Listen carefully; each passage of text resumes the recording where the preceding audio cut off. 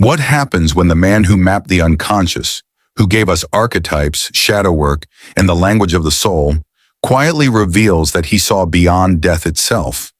And what if he kept it hidden for nearly a lifetime? Carl Gustav Jung, the father of analytical psychology, spent his life diving into the darkest corners of the human psyche. But in the spring of 1944, after suffering a heart attack, Jung experienced something that shattered even his own vast framework of understanding. This wasn't theory, it wasn't philosophy, it was a vision, raw, powerful, and otherworldly. And for almost 80 years it remained hidden, not in his books, but in a single personal letter. A letter meant for one soul, never publicly revealed, until now. Before we begin, subscribe to Deep Psyche, where we explore the hidden dimensions of the mind and the sacred path of inner transformation. Now let's continue. During his near-death state, Jung wrote of floating above the earth, not as a man, but as a witness. He saw our planet suspended in space, glowing like a jewel, beautiful yet distant. And from that vantage point, something ancient stirred. He was drawn into what he called a cosmic temple. But this was not built of stone, not made by hands. It was constructed of light, silence, and timelessness, a place beyond thought. There were no angels, no deities, no voices, only presence, a conscious force that did not speak, but understood. In that sacred temple, Jung realized, what we call consciousness is just the flicker of a flame. What we think of as the self is only the mask. What remained in that space was something untouched by time, memory, or identity. It was not Carl Jung, the psychologist. It was something older, something eternal. And for a moment, he understood what psychology had never dared to confront directly. The soul is real, and death is not an ending. It is a door. Just before returning to life, Jung was shown a vision, not of his past, but of a possible future. He called it the space between worlds.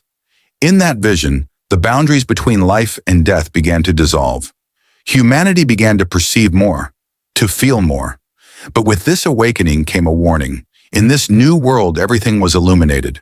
But where there is no shadow, there is no depth. Pain, suffering, confusion, these had been erased, but so had meaning. Without darkness, light becomes blinding. Without struggle, the soul becomes weightless. Jung realized it is through contrast, through shadow, that transformation occurs. We are not meant to transcend suffering, but to be forged by it. He didn't romanticize pain. He understood its alchemical purpose. Without the night, the dawn means nothing.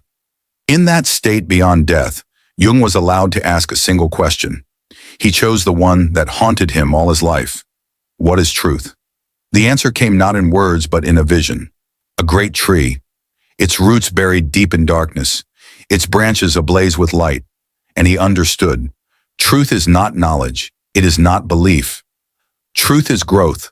Truth is what survives the fire. It is earned, not given, felt, not taught. This moment changed everything for him. When he returned to his body, he did not speak of it publicly.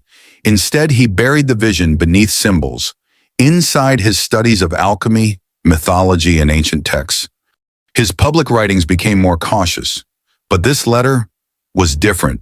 It was his soul speaking, without mask or method. Before we go further, if this journey is opening something within you, don't let it end here.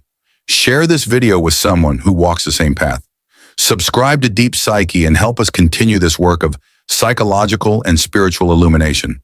Now let us continue. Toward the end of the letter, Jung makes a cryptic admission.